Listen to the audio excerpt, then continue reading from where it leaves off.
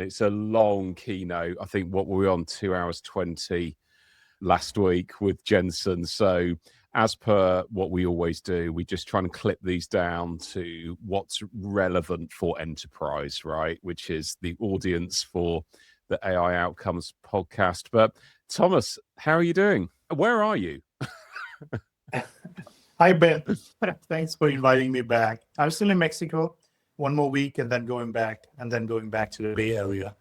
It's getting hot here and the whales are going back. So guess we have to go back then as well. Yeah, but we do another stint. We do another stint in May, but we'll go back next week to the Bay Area. But we did last year's keynote, and I followed Jensen's GTC keynotes now for I don't know how long, many years. This one, I have to say, for me personally, was by far the most interesting one yet. And yes, 2 hours and 20 minutes, and it's all Jensen. Nobody else takes the stage. Even the voiceover on the videos is Jensen. Not sure if it's really unrehearsed, as he claims, and he claimed in the past. He did say that. Yeah. If he really wings it every single time, but this one was by far the most impressive one yet, from my perspective. Yeah, he did say again the other day, I was listening to him being interviewed, that it's totally unrehearsed, but obviously there's a huge amount of planning that goes into it. And he covers a lot, right? His passion, his heart was in the graphics cards and graphics processing. And then he had this vision for GPUs being much better for AI than CPUs and their processing ability, and that's what led to him building what's now by far the largest company in the world. So shall I kick off? I've got 3 clips to play, and just shout, Thomas, if you want me to pause at any point during the clips. The first clip is where he introduces some new products, and Vera Rubin being one of those. So just jump in and tell me if you want me to pause. But let's play it for everybody, and then we can react to it. So in the good old days, when I would say Hopper, I would hold up a chip. That's just adorable. This is Vera Rubin. When we think Vera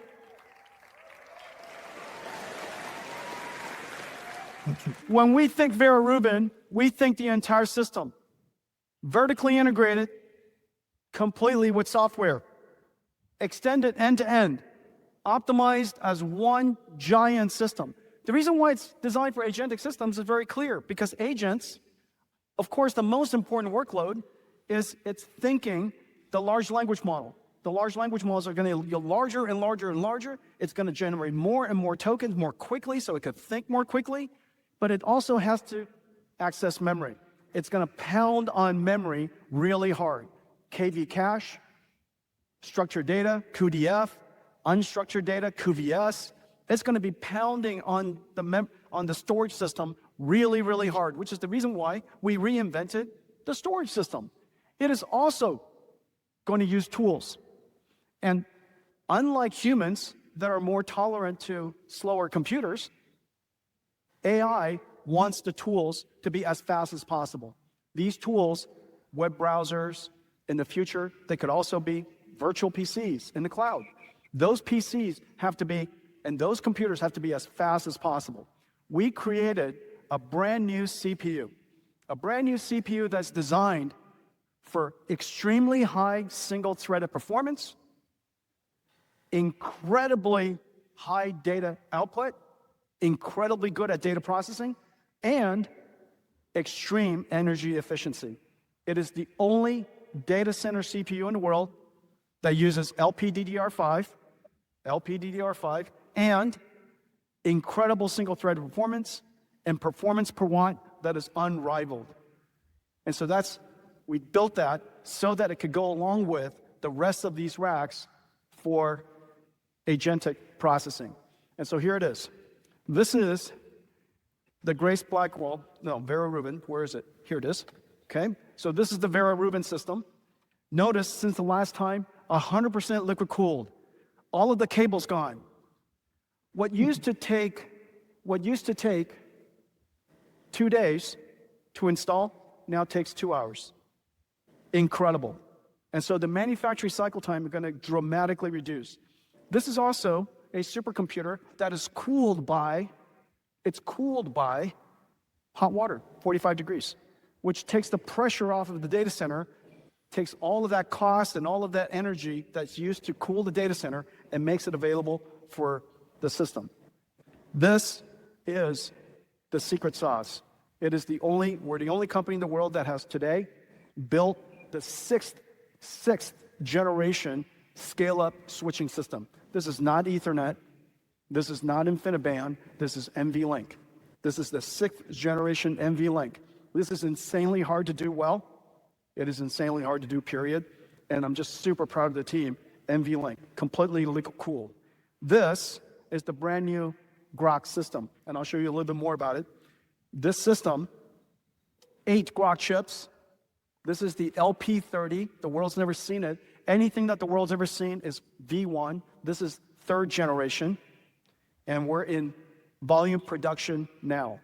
And I'll show you more about that in just a second. The world's first CPO Spectrum-X switch. This is also in full production. Co-packaged optics. Optics comes directly onto this chip, interfaces directly to silicon. Electrons get translated to photons, and it gets directly connected to this chip. We invented the process technology with TSMC. We're the only one in production with it today. It's called CUDA. It's completely revolutionary. NVIDIA is in full production with Spectrum-X. This is the Vera system, twice the performance per watt of any CPUs in the world today. It is also in production. Well, you know, we never thought we would be selling CPUs standalone. We are selling a lot of CPUs standalone. This is already, for sure, going to be a multi-billion-dollar business for us. So there we go, Thomas. The CPU makes its return, and just for the audience who are just listening, that is Jensen going sort of blade by blade, rack blade by blade, showing this new system architectures. And when he says Grok, and we'll come to that. When he says Grok, it's not Grok as in the large language model from X. It's Grok, G-R-O-Q, as in the acquisition that NVIDIA made last year. So, yeah, Thomas, what do you make of Vera Rubin? Yeah, so honestly, I had to do some research myself to fully understand it. So the most interesting piece, I mean, you clearly see in the entire keynote, he wants to go away from being seen as a chips company. He wants to go up higher in the stack. And Vera Rubin is the leading example because he positioned Vera Rubin as the AI factory, basically as a data center, not as the next generation of chips or the next generation of faster GPUs, in that case, Vera CPUs. He positioned it as an entire system. Because I remember in one of the last keynotes, when he positioned Blackwell and made it the next big thing, all the people at HP and Dell and other companies, all the resellers who were sitting on a Hopper quota were joking really, really hard because he made it sound like, don't buy Hopper anymore, buy Blackwell from now on. So this time was a little bit of a change. So Vera Rubin is the AI factory, and we come to that and probably in a later sequence, right? And he sees the new entity as the data center, much higher in the stack than just the chips or the next GPU or CPU. So Vera is the CPU, the ARM-based CPU. That's new. Rubin is the next generation of GPUs following Blackwell, and he announced already the next generation already in form of Théman.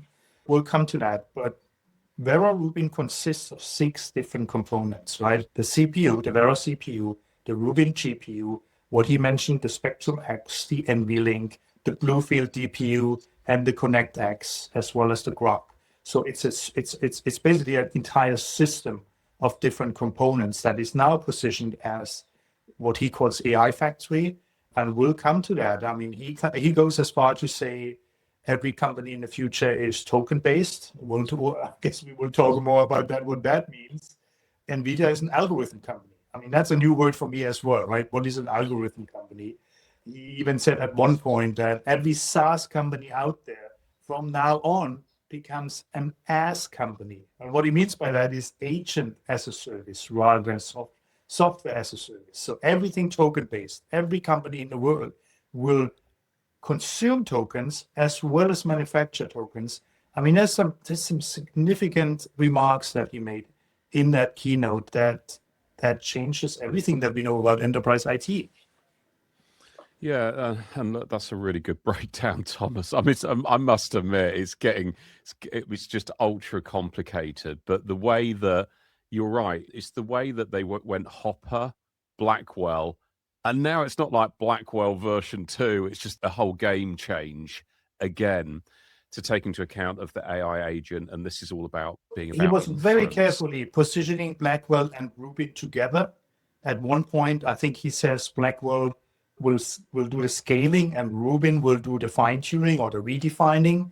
And I think he made a remark that he recommends to basically add 20% Rubin to the data center or the rack setup.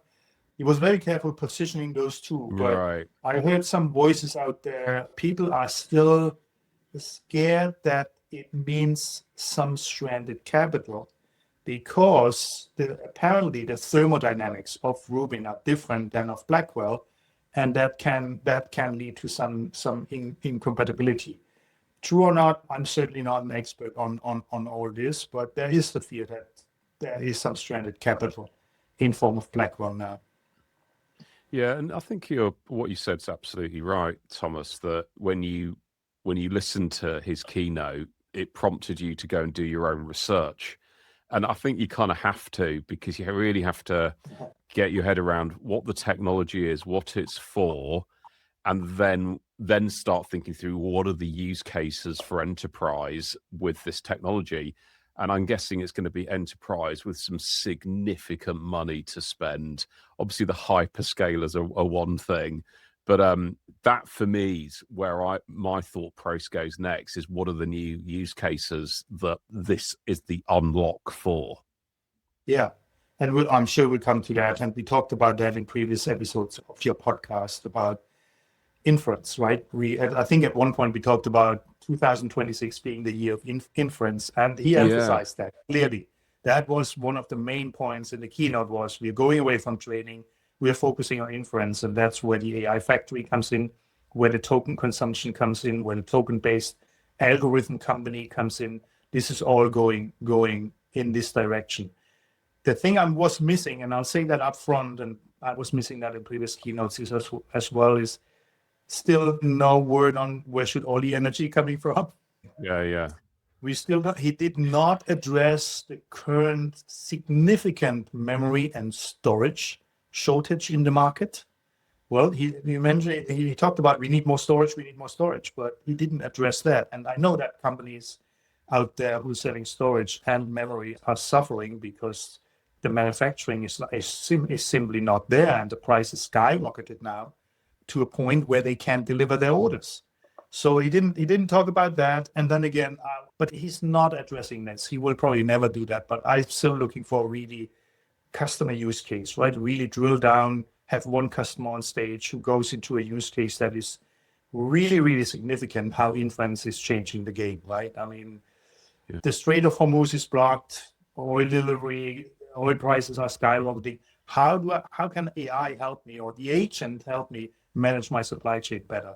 I'm still waiting till today to see AI addressing one of these super complex scenarios that usually run in an enterprise resource planning system. Of course, he showed some of the robotaxis. He showed, what was it, Blue, the robot at the end, which is inference if you want to talk to him. But not, I mean, I'm coming from the deep enterprise space with deep down enterprise use cases. I would love to see one of these scenarios that goes beyond summarization and Q&A and what we are doing in ChatGPT all day. But what we talked about that in the previous episodes. Yeah, we have, haven't we? And earlier, it's interesting what you said about that he's not seeing himself as the hardware chip company. And let's remind ourselves, NVIDIA don't make any chips. They design them. All the manufacturing done is being done by TSMC mainly. He talked about that co-design with TSMC. So those chips have got to come from Taiwan, although I believe there's some chip fabs coming to North America, to a state near you soon, I believe, Thomas. He mentioned that as well. He very proudly announced future manufacturing happening in the US. I think he mentioned Texas and California specifically. Yeah, I mean, he made several visits with President Trump, and I guess as a result of that, a lot of the manufacturing is now repatriated into the US. But he made it very, very clear. I cannot emphasize that enough. Its future is not about faster chips. The future is about these AI factories, these full stack environments, and these entities that can generate, that can manage, that can monetize tokens at scale. That's where he's coming from. That's where he wants to go to, and that's where he positions the company towards. Yeah, you're right, actually. And the one thing that was, you mentioned he mentioned storage. That happened a few times. I mean, right at the start of the keynote, once he kind of got through some of the consumer stuff and the history, he talks about structured data being the source of truth for AI within an enterprise, but the value of unstructured data like PDFs and JPEGs and MP4s and just unstructured data in the enterprise, bringing it all together is something that they are enabling through CUDA. And CUDA, the software layer, it's actually had its 20th birthday, which I can't quite wrap my head around. And back in the early days, CUDA was one of the huge bets that Jensen made with NVIDIA that has obviously massively paid off. So I think you're right. I think it's getting the stack right for the enterprise maybe is more of a theme this year. Shall we go to speaking of themes this year, shall we go to the next clip where anybody before you go there, real quick. Yeah, please. I mean, he talked about CUDA, and I believe CUDA is still the moat, if you want, by nobody can come close to NVIDIA, right? It's not about the fast chips or the GPUs. It's about the software, the system software in form of CUDA on top of that. Everybody's designing fast chips now. Apple is doing it, AMD is doing it, Intel is doing it, Google is doing it. But the CUDA stack is still what differentiates out there. And he made that very, very clear at the beginning of the keynote. Yeah, okay, thank you. Let's go to the next clip. Speaking of things that are topical this year. About something new.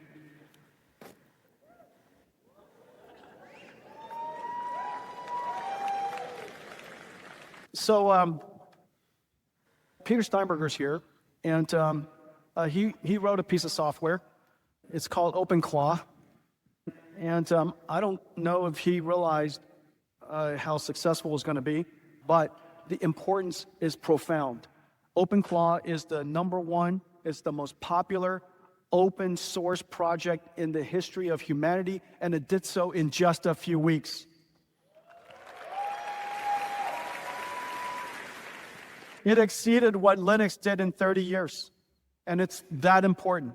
It is that important. It will do, well, this is all you do, okay? We're announcing our support of it. Let me just quickly go through this. I want to show you a couple things. You simply type this. You type this into a console, and it goes out. It finds OpenClaw. It downloads it. It builds you an AI agent. And then you could tell it whatever else you need to do. So let's pause there, and I've got a longer video ready to go, because they go into like an animated kind of demo, which is no good if you're just listening to the audio. But yeah, this is OpenClaw, Thomas, and we were talking about this offline on WhatsApp, so you watched with interest my review podcast of setting up my OpenClaw. Some super powerful AI agent craziness there, right? I was thinking of you when I watched that sequence, right? I mean, clearly OpenClaw, the fastest growing open source project ever, as he clearly demonstrated there. You had one of these great episodes that I watched in all detail, how you set up your own OpenClaw agent and ran it, and you did the really hard, heavy lifting. When I tried to duplicate it, I saw that Kimi, because you use Kimi AI as the backend LLM, is already offering a pre-configured Kimi Claw now, which I just had to, I pay a little bit more, but I just had to press a button rather than going through the heavy lifting that you did. But it's still very interesting how you did that. You mentioned also at one point in your project, in your episode, that you didn't want to have it on your own physical server. That's why you used a hosting environment. And I think that's where NeMo Claw comes in, right? The security aspect. So they added some guardrails and some security, enterprise-grade security to it in form of NeMo Claw. And they offer, and you saw how simple, I mean, it's just a two-liner, how simple it is to install the whole thing. And I think Jensen mentioned at one point, every company should have an OpenClaw project by now. The sad news, of course, for me and for you as Europeans, is that Peter Steitenberger, the Austrian who invented OpenClaw, moved on to OpenAI, moves to the Silicon Valley. It's another loss for Europe in the whole game when it comes to AI and the future of Europe. And with NeMo Claw, when Jensen talked about NeMo Claw, he also mentioned on the side that meanwhile, NVIDIA is becoming the biggest contributor globally to open source AI. Yeah, and thanks, Thomas. I was having a minor coughing fit there, but anyway, there we go. You mentioned Peter Steinberger going to OpenAI. I was kind of like pleased for Peter, because what he's got is $1 billion literally payday, right? But yeah, it is an issue, isn't it? That as soon as somebody in the independent dev world creates something like this, they just get hoovered up into the big corporate machine that is OpenAI or one of the others. But it did spark Claude Cowork, other kind of like OpenClaw-esque type models coming out straight afterwards. So yeah, I think it's will always be a historic moment in the AI like development. It will go on the roadmap for sure. But yeah, anybody who wants to check out the OpenClaw episode, I think it's something like three episodes ago on the podcast, so go check it out. But right, I'm going to get back to resume the hearing from Jensen. He's still just coming out of that demo of OpenClaw, and let's hear what he's got to say. Cloud. We want to build OpenClaw with OpenClaw. Everyone is talking about OpenClaw, but what is OpenClaw? Believe it or not, there's already a Claw code.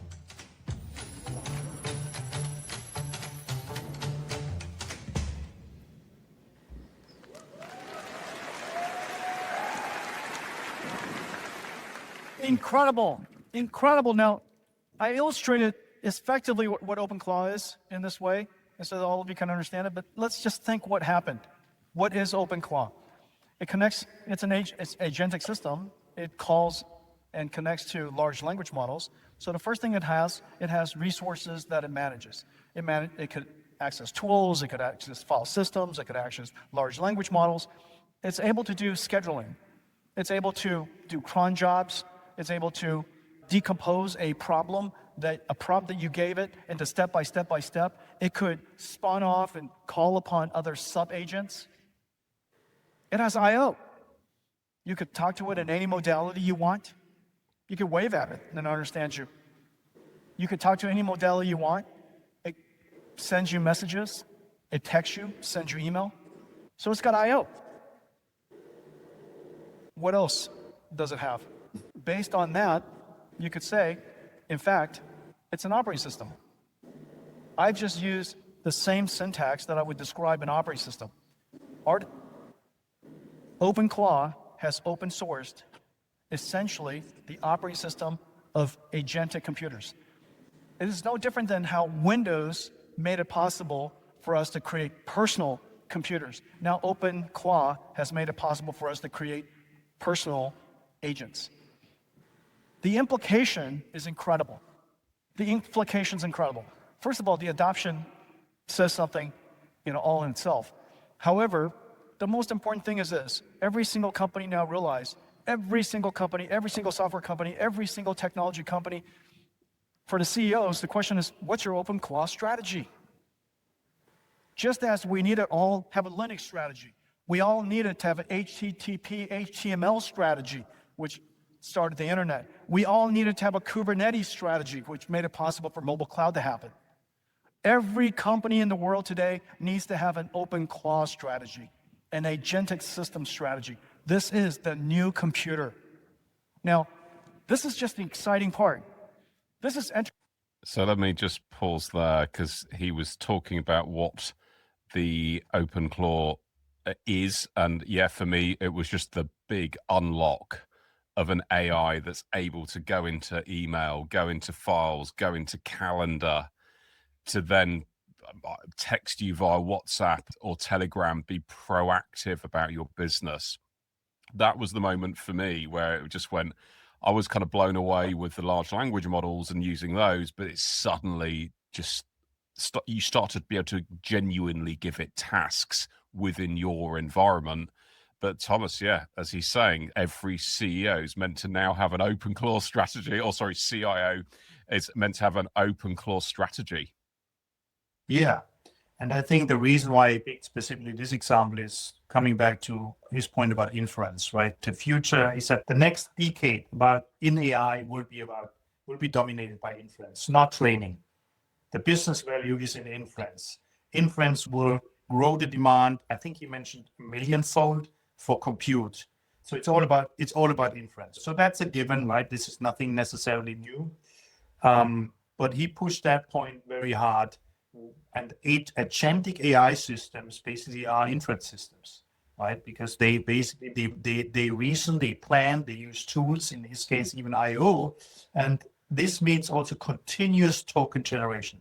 Back to the token-based company and the new currency in the enterprise IT world out there. So everything will be token-based, everything will be based on AI factories, and inference is where the business value is. We need training, of course. That's LLMs are the foundation, or part of the foundation pieces, but inference is where everything is going now. And he called it the new battleground. And that the new measures are latency and throughput, right? And that again is also where the tokens come in. So this is changing now, not because of NVIDIA, because of everybody wants to see value getting out of AI after all the noise that was made in the last 2 years. And again, business value is inference, and it happens on the edges. Yeah, and an inference, anytime an AI is inferencing, it's using a chip, and in the case like an OpenClaw, it's using a large language model. There is a foundation model in charge, which is what you said, Thomas. So that means when there's a foundation model in the mix as the OpenClaw's brain, it's costing you money. Now, for you and I, we can use the Chinese model, Kimi K2.5. We just API into that, and it's almost like, I mean, I loaded up $20 with Kimi, and it only ran out of API tokens the other day. So I've been using it for well over a month for under $20. When I was using Anthropic's Sonnet as my OpenClaw's brain, I started getting $12 invoices from Anthropic for token usage. I was getting like 3 of those a day. And so I was like, hang on a second, this is going to get, just for me, that's going to get expensive real fast. And so that any technology department, CFO, now needs to budget for their token costs. Because they can't. Because they can't use the Chinese models, perhaps. Did he mention it in the key? I saw an interview of Jensen either in the keynote or before the keynote, where he said every computer engineer in the future, when doing an interview for a new job role, should ask for his token budget. What is my token budget? I think that was in an interview around this. Yeah. That's right. And he also said at the same time, we need to measure system engineers and computer engineers in the future by how much token have they used to do their work. If they haven't used any token, they didn't do a good job. So again, this currency in form of tokens will have huge implications for everything in enterprise IT. Yeah. Let's make a bit more progress. This is kind of like a longer clip that I took. There's a lot in this clip actually, but let's return to GTC. Before OpenClaw, and I mentioned earlier, the way enterprise IT works, and the reason why it's called data centers is because these large rooms, these large buildings held data, held the files of people, the structured data of business. It would pass through software that has tools and systems of records and all kinds of workflow that's codified into it, and that turns into tools that humans would use, digital workers would use. That is the old IT industry. Software companies creating tools, saving files, and of course, GSI's consultants that help companies figure out how to use these tools and integrate these tools. These tools are incredibly valuable for governance and security and privacy and compliance, and all of that continues to be true. It's just that post-OpenClaw, post-agentic, this is what it's going to look like. This is the extraordinary part. Every single IT company, every SaaS company will become a AgaaS company. No question about it. Every single SaaS company will become an AgaaS company, an agentic as a service company. And what's amazing is this, OpenClaw gave the industry exactly what it needed at exactly the time. Just as Linux gave the industry exactly what it needed at exactly the time, just as Kubernetes showed up at exactly the right time, just as HTML showed up. It made it possible for the entire industry to grab onto this open source stack and go do something with it. There's just one catch. Agentic systems in the corporate network can have access to sensitive information, it can execute code, and it can communicate externally. Just say that out loud, okay? Think about it. Access sensitive information, execute code, communicate externally. You could, of course, access employee information, access supply chain, access finance information, sensitive information, and send it out, communicate externally. Obviously, this can't possibly be allowed. And so what we did was we worked with Peter, we took some of the world's best security and computing experts, and we worked with Peter to make OpenClaw enterprise secure and enterprise private capable. And we call that, this is our NVIDIA OpenClaw reference for NeMo Claw, which is a reference for OpenClaw, and it has all these agentic AI toolkits, and the first part of it is technology we call OpenShell that has now been integrated into OpenClaw. Now it's enterprise ready. This stack with a reference design we call NeMo Claw, okay? With a reference stack we call NeMo Claw, you could download it, play with it, and you could connect to it the policy engine of all of the SaaS companies in the world. And your policy engines are super important, super valuable. So the policy engines could be connected. NeMo Claw or OpenClaw with OpenShell would be able to execute that policy engine. It has a network guardrail. It has a privacy router. And as a result, we could protect and keep the claws from executing inside our company and do it safely. We also added several things to the agentic system. And one of the most important things you want to do with your own custom claws is so that you can have your custom models. And this is NVIDIA's Open Model Initiative. We are now at... So if I just pause there, yeah, NeMo Claw, and for anyone just listening, you've got this giant screen with Jensen in the middle of it with his lobster claws for hands, and all of basically an enterprise's all of their systems and data now with a kind of a box around it of "Don't worry, we've got this." But I was freaked out by the amount of access and capability even my OpenClaw had, and I seriously limited it, hence me putting it remote in a remote server environment even to get it off my machine. But that's some serious implications for enterprise, don't you think, Thomas? I mean, what does the CISO make of that? Yeah, I mean, first of all, I have to I have to apologize. I said at the beginning that he said every SaaS company needs to become an AaaS company, but I just now he said AgaaS. He added a G. So yeah, we'll go with your Thomas. We'll go with yours, mate. We'll go with AaaS company.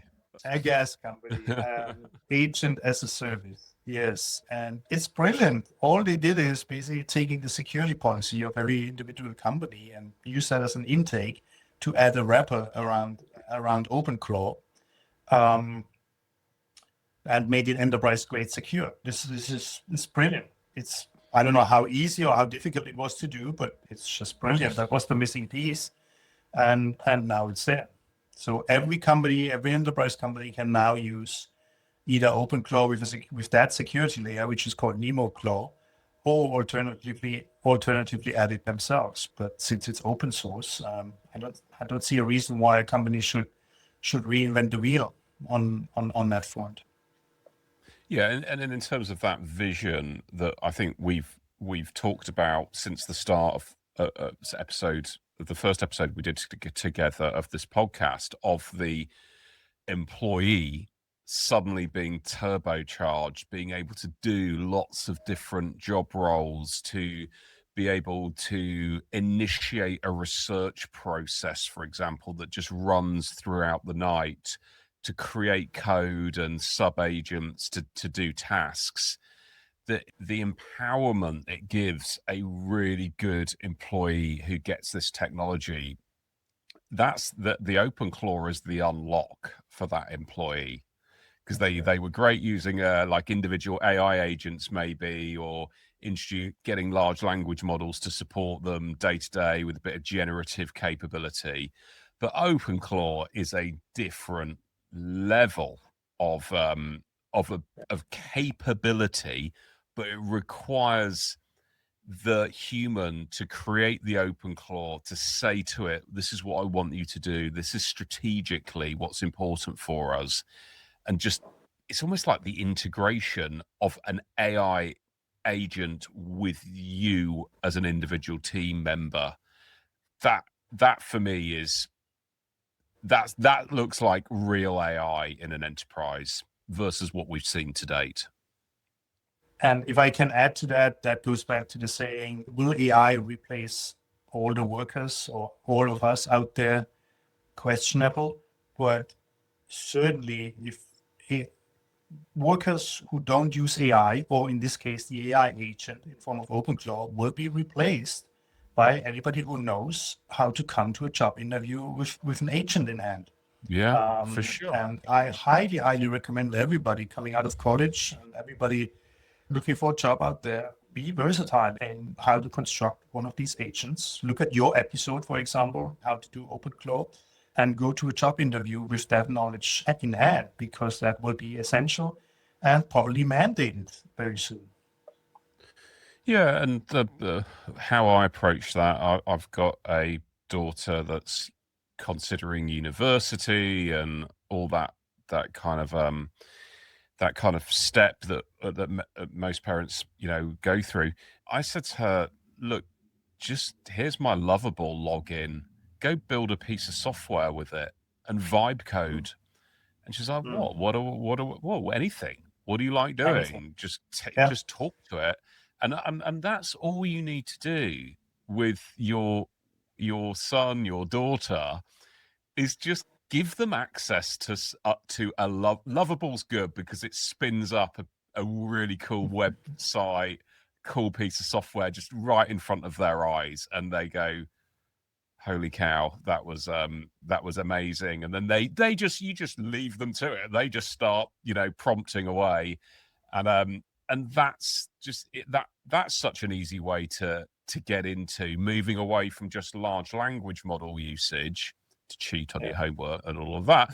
But actually creating software and AI assets, really cool, really easy, very accessible for young people. I'm going to just move on. I'm keeping on the time as well, Thomas, and I'm going to move on for the next part. This will be the last clip that we share in the interest of time. But let's bring Jensen on to complete his part about OpenClaw, what they've developed for enterprise. Tier of every single domain of AI models, whether it's Nemotron, Cosmos World Foundation model, Groot, artificial general robotics, humanoid robotics models, AlphaMyo for autonomous vehicle, BioNeMo for digital biology, Earth-2 for AI physics. We are at the frontier on every single one. Take a look. The world is diverse. No single model can serve every industry. Open Models is one of the largest and most diverse AI ecosystems in the world. Nearly 3 million open models across language, vision, biology, physics, and autonomous systems enable AI builds for specialized domains. NVIDIA is one of the largest contributors to open source AI. We build and release 6 families of open frontier models, plus the training data, recipes, and frameworks to help developers customize and adopt. New leaderboard topping models are launching for every family. At the core, Nemotron, reasoning models for language, visual understanding, RAG, safety, and speech. Yeah, so there, I mean, that anyone listening can go back to the full kind of breakdown. But though I just thought that was fascinating how they've spun up that list of models by use case. And that's been done in the last most of that's been done in the last 48 months, hasn't it? So very impressive. Felt like a different NVIDIA. And I'll in the interest of time, I'll make that my final comment. What's your final comments about GTC this year, Thomas? So he mentioned, I got a couple of quotes. He mentioned 3 or 4 times NVIDIA is vertically integrated but horizontally open. And I think the last clip demonstrates that. Vertically integrate every single industry. There's not a car out there without an NVIDIA chip in it today. And then horizontally open, so it's a platform, right? So you use it as a platform company. NVIDIA is an algorithm company that comes to it. So vertically integrated, horizontally open. He wants to go high in the stack. I mean, very, very clearly, and get away from being seen as a chips company. And this keynote was a very, very clear and profound indication of where NVIDIA is going and why it will stay relevant. This will change a lot of things. And I think this is his view of an AI factory and what it means, and that every company needs its data center to be that kind of token-based AI factory. I still think it's a game changer. Yeah, I think you're right. There's a lot to digest there. I mean, that 2 hours, 20 minutes, by the way, has got 35 million views just on YouTube. So that's how much attention is being paid to what Jensen says. Yeah, look, it's been really good to do this breakdown. There's always a temptation to, as a lot of podcasters do, to just share the entire video. But I think for our audience who are specifically focused on enterprise usage, I think it's helpful to chunk it down into clips and do the reaction. Thomas, really been brilliant. Thank you so much for coming on again. And you have and for making the time. I know we've got a hard stop. So thank you so much. And I will see you on the next one, sir. Thanks, Ben. Thanks for inviting me back, Ben. It was fun as always. And hopefully the audience got something out of it. Yeah, I enjoyed doing it. Thank you.